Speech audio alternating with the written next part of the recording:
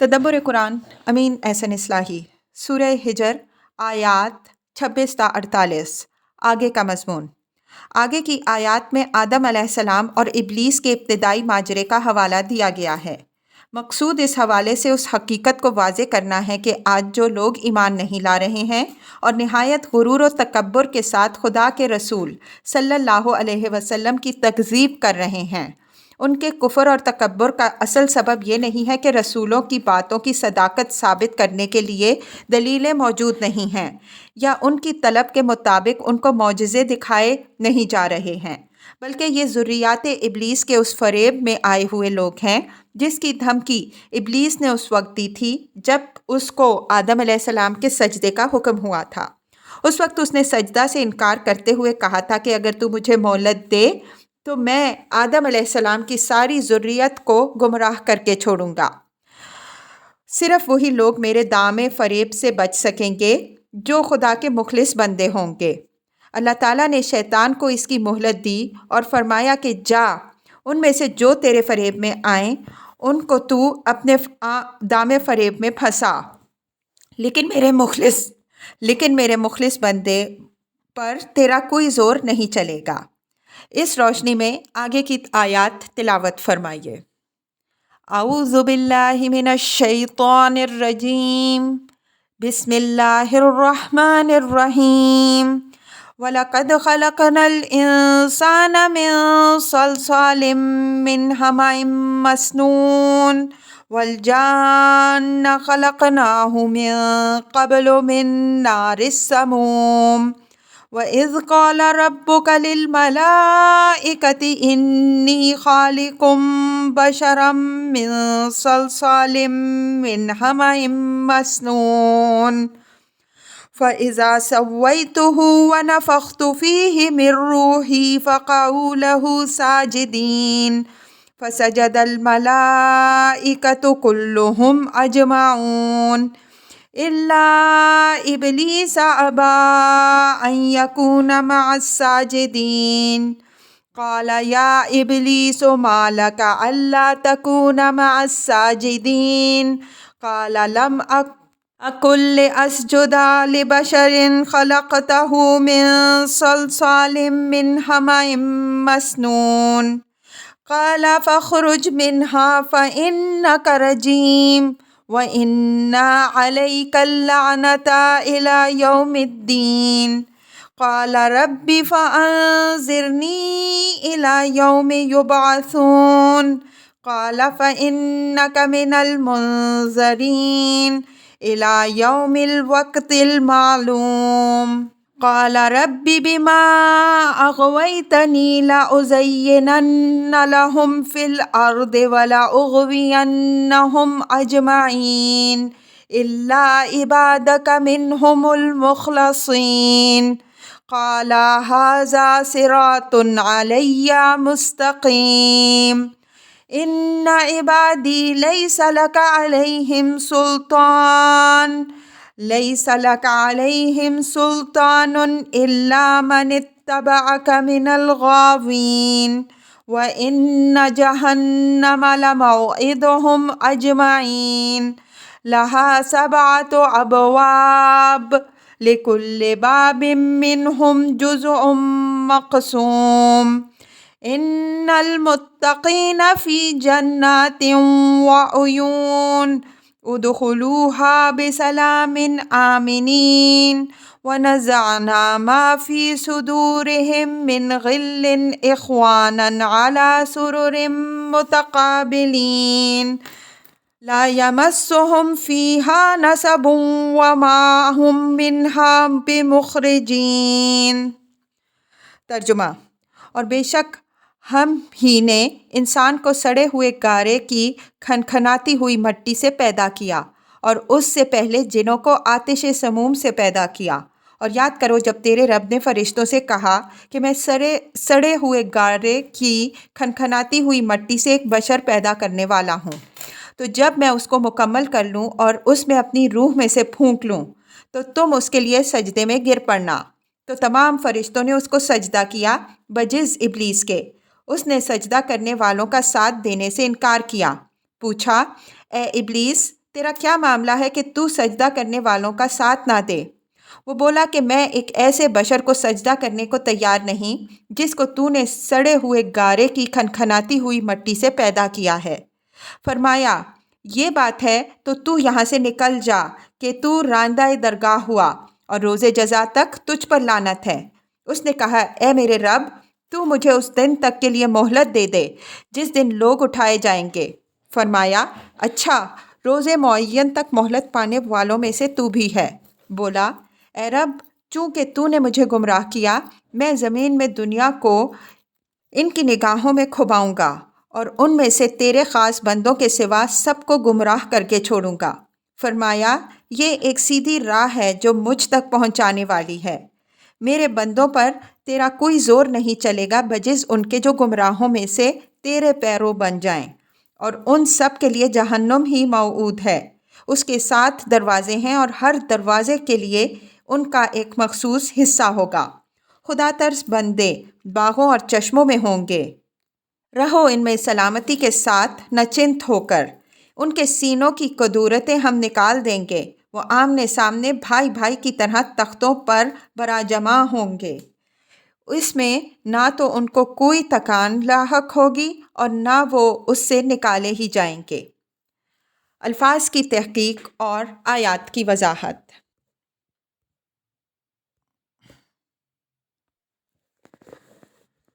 وَلَقَدْ خَلَقْنَا الْإِنسَانَ مِنْ صَلْصَالٍ مِنْ حَمَإٍ مَسْنُونٍ۔ صلصال خشک مٹی کو کہتے ہیں جو خشک ہو کر کھنکھنانے لگ جائے۔ حمائم مسنون سیاہ اور بودار مٹی کو کہتے ہیں۔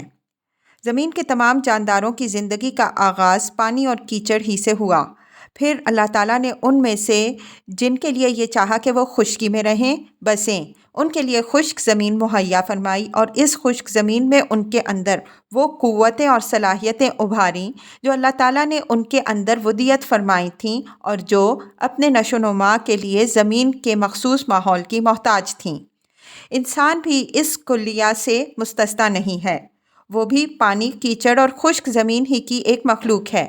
البتہ اس کو دوسرے جانداروں کے مقابل میں، جیسا کہ آگے ذکر آ رہا ہے، یہ امتیاز حاصل ہے کہ اللہ تعالیٰ نے اس کا تسویہ فرمایا، یعنی ان تمام قوتوں اور صلاحیتوں سے اس کو آراستہ کیا جو اس کے مقصد تخلیق کی تکمیل کے لیے ضروری تھیں۔ یہاں یہ امر ملحوظ رہے کہ صرف یہی بات نہیں فرمائی کہ انسان کو مٹی سے پیدا کیا جیسا کہ دوسرے مقامات میں ہے، بلکہ اس کے ساتھ حمائم مسنون کا اضافہ بھی کیا۔ اس سے مقصود زندگی کے نقطۂ آغاز کی طرف اشارہ بھی کرنا ہے اور اس حقیقت کی طرف توجہ دلانا بھی ہے کہ جس کی زندگی کو آغاز ایسے حقیر عنصر سے ہوا ہے، اس کے لیے یہ کس طرح زیبا ہے کہ وہ اس قادر و قیوم سے اکڑے جس نے اس کو اتنے حقیر عنصر سے پیدا کیا اور پھر اس کو نہایت اعلیٰ صلاحیتوں سے آراستہ کیا۔ وَالْجَانَّ خَلَقْنَاهُ مِنْ قَبْلُ مِنْ نَارِ السَّمُومِ۔ سموم لو کی لپیٹ اور ہوائے گرم کو کہتے ہیں۔ انسانوں کی خلقت کے بعد یہ جنوں کی خلقت کا پتہ دیا کہ انسانوں سے پہلے اللہ نے جنوں کو پیدا کیا اور ان کی خلقت آگ کے عنصر لطیف یعنی ہوائے گرم سے ہوئی۔ یہ امر یہاں پیش نظر رہے کہ انسان اور جنات کی خلقت کے بیان کرنے سے قرآن کا مقصود یہاں ان کے عناصر خلقت کا سراغ دینا نہیں، بلکہ اصل مقصود انسان اور ابلیس کی اس بنائے مخاصمت کو واضح کرنا ہے جس کا ذکر آگے کی آیات میں آ رہا ہے۔ ابلیس نے جو جنوں میں سے تھا، اسی خلقت کو اپنی برتری کی دلیل ٹھہرا کر آدم علیہ السلام کو سجدہ کرنے سے انکار کیا، جس کے سبب سے وہ ملعون ہوا، اور اس کی یہ ملعونیت اس کی اور آدم علیہ السلام کی ذریات میں ایک مستقل وجہ عناد و حسد بنی۔ اس وجہ سے قرآن نے اس کا حوالہ دیا ہے۔ وَإِذْ قَالَ رَبُّكَ لِلْمَلَائِكَةِ إِنِّي خَالِقٌ بَشَرًا مِّن صَلْصَالٍ مِّنْ حَمَإٍ مَّسْنُونٍ فَإِذَا سَوَّيْتُهُ وَنَفَخْتُ فِيهِ مِن رُّوحِي فَقَعُوا لَهُ سَاجِدِينَ۔ اب یہ وہ اصل مضمون بیان ہو رہا ہے جس کی تمہید کے طور پر اوپر والی بات بیان ہوئی ہے۔ ہم آدم علیہ السلام اور ابلیس علیہ السلام کے اس ماجرے پر بقرہ آیات 33 تا 38 اور آراف آیات 11 تا 25 کے تحت پوری وضاحت کے ساتھ بحث کر چکے ہیں۔ یہاں اس کے اعادے میں طوالت ہوگی، البتہ ان امور کی طرف ہم یہاں بھی اشارہ کریں گے جو سلسلہ کلام کو سمجھنے کے لیے ضروری ہیں۔ ان آیات سے ایک بات تو یہ معلوم ہوتی ہے کہ اللہ تعالیٰ نے فرشتوں کو آدم علیہ السلام کو سجدہ کرنے کا حکم آدم علیہ السلام کی تخلیق سے پہلے ہی دیا تھا۔ دوسری بات یہ معلوم ہوتی ہے کہ سجدے کے اس حکم کے ساتھ اللہ تعالیٰ کی طرف سے یہ وضاحت بھی تھی کہ یہ سجدہ اس وقت کیا جائے جب میں آدم علیہ السلام کا تسویہ، یعنی اس کو تمام قوتوں اور صلاحیتوں سے آراستہ کر دوں اور اس کے اندر اپنی روح پھونک لوں۔ اس سے یہ بات از خود واضح ہو جاتی ہے کہ انسان کو جو کچھ شرف و فضیلت حاصل ہے وہ تمام تر ان قوتوں اور صلاحیتوں اور اس روح یزدانی کی بدولت ہے جو اس کو ودیت ہوئی ہیں۔ اگر انسان ان کی حفاظت کرے اور ان کو ترقی دے تو وہ مسجود ملائک ہے اور اگر ان کو برباد کر دے تو پھر وہ نہ صرف ایک حیوان بلکہ حیوانات سے بھی فروتر ہے۔ وَنَفَخْتُ فِيهِ مِن رُوحِي سے یہ بات معلوم ہوتی ہے کہ انسان کے اندر ایک نور یزدانی ڈیوائن سپارک بھی ودیت ہوا ہے جو اس کے تمام روحانی کمالات کا سر چشمہ ہے، اور اسی کے واسطے سے وہ خدا سے جڑتا ہے بشرطے کہ وہ اس کی پوری حفاظت کرے۔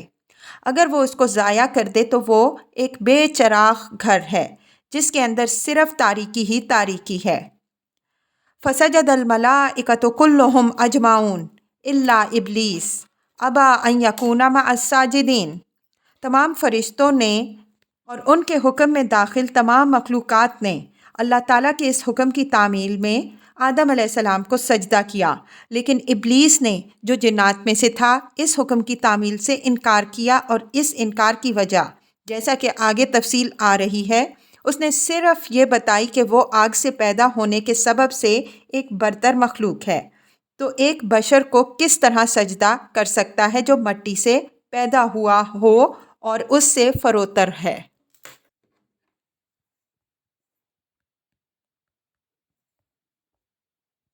قال یا ابلیس ما لک الا تکون مع الساجدین قال لم اکن لاسجد لبشر خلقته من صلصال من حمأ مسنون قال فاخرج منها فانک رجیم وان علیک اللعنۃ الی یوم الدین۔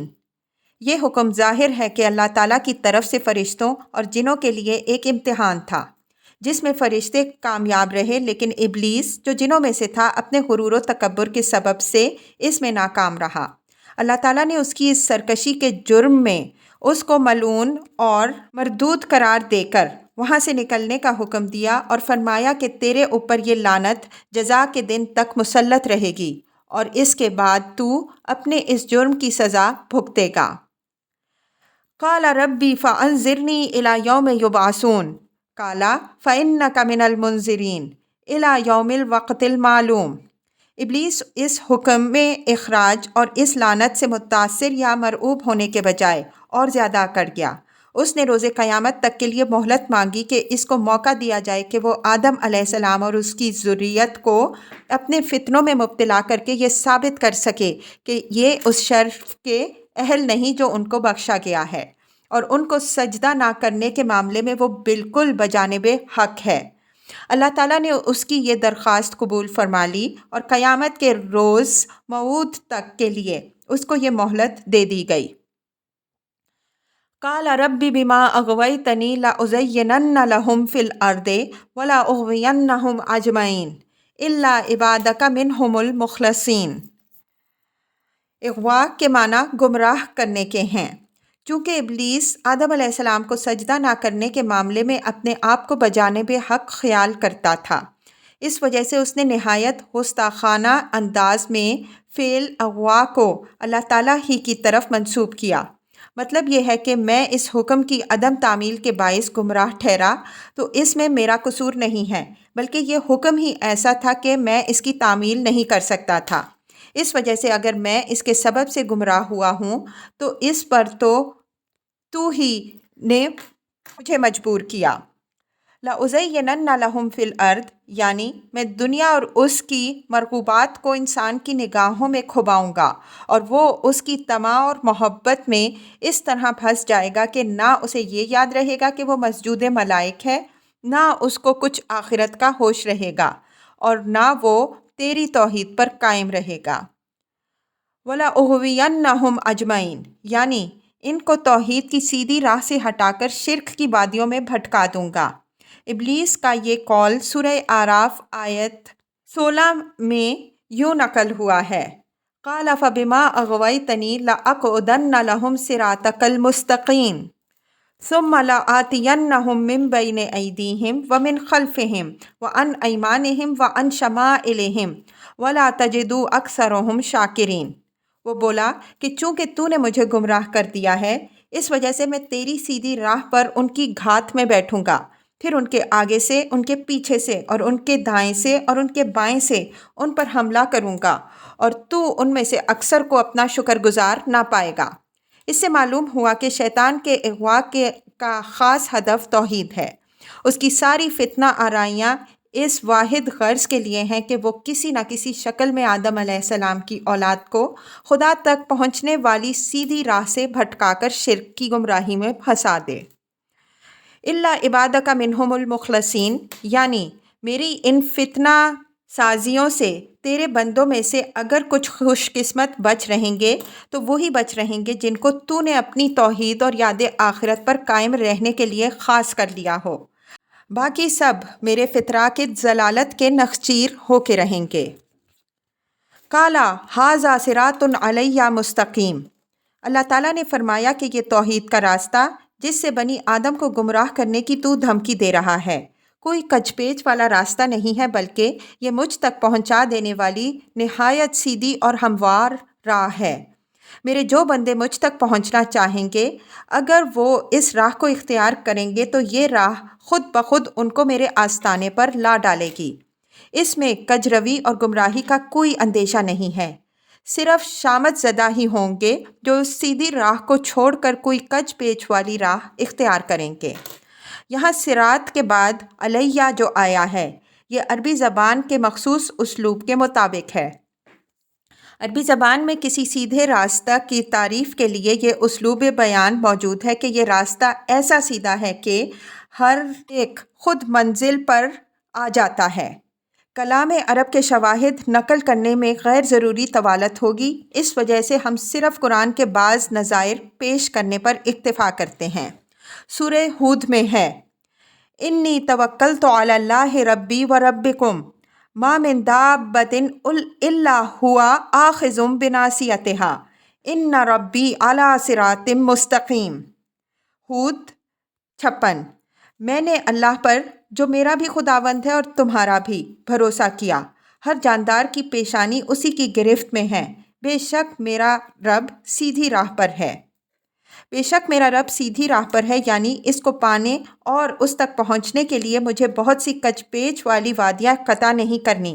اس کے پانے اور اس تک پہنچنے کے لیے یہ کافی ہے کہ میں توحید کی شاہراہ پر قائم و استوار اور اس کی بندگی میں سرگرم رہوں اور اس پر بھروسہ رکھوں کہ وہ ہر مشکل میں میری مدد فرمائے گا۔ اسی طرح سورہ نحل آیت 9 میں ہے، عَلَى اللَّهِ قَصْدُ السَّبِيلِ وَمِنْهَا جَائِرٌ وَلَوْ شَاءَ لَهَدَاكُمْ أَجْمَعِينَ، اور اللہ تک پہنچنے والی سیدھی راہ ہے اور بعض راہیں بالکل کج ہیں، اور اگر اللہ چاہتا تو تم سب کو ہدایت پر کر دیتا۔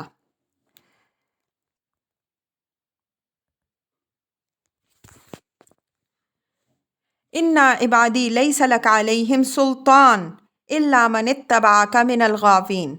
سلطان کے معنی اختیار و اقتدار کے ہیں۔ اللہ تعالیٰ نے ابلیس پر یہ بھی واضح فرما دیا کہ تجھے مہلت جو کچھ مل رہی ہے وہ صرف اس بات کی مل رہی ہے کہ تو لوگوں کو اپنی راہ پر چلنے کی ترغیب دے سکے اور ان کو بہکانے اور ورغلانے کی کوشش کرے۔ اس مہلت کے یہ معنی نہیں ہے کہ تجھے یہ اختیار مل گیا کہ تو جس کو چاہے گمراہی کے راستے پر ڈال دے۔ تیرا زور بس انہی پر چلے گا جو تیری پیروی کرنا چاہیں گے اور گمراہی کو پسند کریں گے۔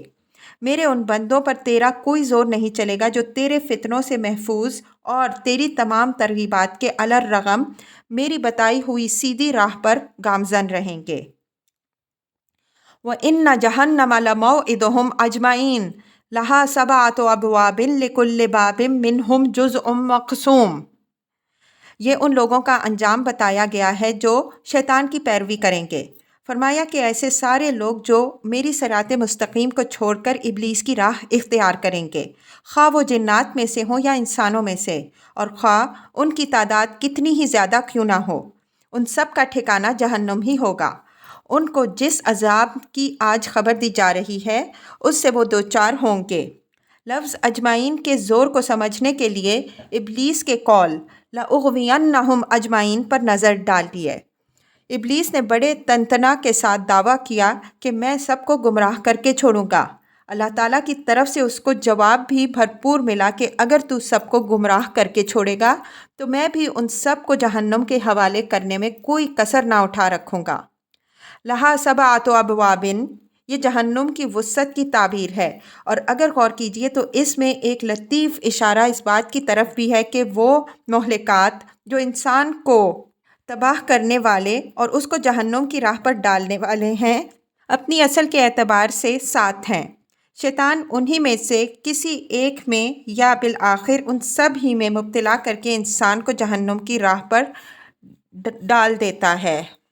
نظم کلام کے پہلو سے آیت کا ظاہر مفہوم یہ ہے کہ کوئی اس غلط فہمی میں نہ رہے کہ اتنی بے شمار اور بے انتہا مخلوق کو سزا دینے کے لیے ایسی وسیع جہنم کہاں سے مہیا کی جائے گی جو سب کو اپنے اندر سمیٹ لے۔ خدا نے ایسے مجرموں کو سزا دینے کے لیے بڑی وسیع جہنم تیار کر رکھی ہے جس میں 7 پھاٹک ہوں گے، اور اس کے ہر پھاٹک سے جہنمیوں کے گروہ الگ الگ داخل ہوں گے۔ جزء مقسوم کے الفاظ سے یہ اشارہ نکلتا ہے کہ جہنم کے مختلف دروازوں سے داخل ہونے والوں کے درمیان ایک خاص نوعیت کی درجہ بندی ہوگی۔ اس درجہ بندی کی بنیاد کس چیز پر ہوگی؟ اس باب میں کوئی قطعی بات کہنا، جبکہ خود قرآن میں اس کی کوئی تصریح نہیں ہے، مشکل ہے۔ لیکن ہمارا ذہن بار بار اس طرف جاتا ہے کہ قرآن نے جن چیزوں کا اصولی مہلکات کی حیثیت سے ذکر کیا ہے وہ اگر شمار کیے جائیں تو وہ 7 عنوانات کے تحت آتی ہیں، اور وہ یہ ہیں: نمبر 1 شرک، نمبر 2 قطع رحم، نمبر 3 قتل، نمبر 4 زنا، نمبر 5 جھوٹی شہادت، نمبر 6 کمزوروں پر ظلم، نمبر 7 بغی۔ ان میں سے ہر ایک کے تحت طویل تفصیلات ہیں جن کے ذکر کا یہ محل نہیں۔ ان پر تفصیلی بحث انشاءاللہ سورہ بنی اسرائیل کی آیات 22 تا 38 کے تحت آئے گی۔ ان المتقین فی جنات وعیون ادخلوها بسلام آمنین ونزعنا ما فی صدورہم من غل اخوانا علی سرر متقابلین لا یمسہم فیہا نصب وما ہم منہا بمخرجین۔ اہل دوزخ کا انجام بیان کرنے کے بعد اب یہ ان لوگوں کا انجام بیان ہو رہا ہے جو خدا سے ڈرنے والے اور اس کے احکام پر عمل کرنے والے ہیں۔ فرمایا وہ باغوں اور چشموں کے درمیان ابدی زندگی کے عیش و آرام میں ہوں گے۔ ان کے لیے خدا کی طرف سے یہ بشارت ہوگی کہ ادخلوها بسلام آمنین، اب ہر قسم کے فکر اور اندیشے سے بالکل بے خوف اور ناچنت ہو کر اس میں رہو اور اپنے رب کی ابدی نعمتوں سے متمتع ہو۔ ان کے دل میں ایک دوسرے سے بالکل صاف ہو جائیں گے، اس وجہ سے وہ بھائیوں کی طرح ایک دوسرے کی طرف رخ کیے ہوئے آمنے سامنے جنت کے تختوں پر فروکش ہوں گے۔ جن لوگوں کے اندر نفسانی قدورتیں ہوتی ہیں اگر وہ کسی مجلس میں مجتمع بھی ہوتے ہیں تو ایک دوسرے سے منہ پھیرے بیٹھے رہتے ہیں، لیکن اللہ سے ڈرنے والوں میں اول تو نفسانی قدورتیں ہوتی ہی نہیں، اور اگر تعویل و اجتہاد، رائے اور قیاس اور رجحان و ذوق کے کسی اختلاف کے باعث ان کے اندر کوئی رنجش ہوتی بھی ہے تو کشف حقیقت کے بعد وہ بھی دور ہو جائے گی، اور اللہ تعالیٰ اس کے اثرات سے بھی ان کے دلوں کو پاک کر دے گا اور وہ باہم بالکل شیر و شکر ہو کر ایک دوسرے کے ساتھ گھل مل جائیں گے۔ لا یمسہم فیہا نصب، بہتر سے بہتر عیش و آرام کی زندگی بھی کسی کو حاصل ہو لیکن اس میں تجدد و تنوع نہ ہو تو آدمی بجھ کے رہ جاتا ہے۔ جنت میں اہل جنت کو اس صورتحال سے سابقہ پیش نہیں آئے گا۔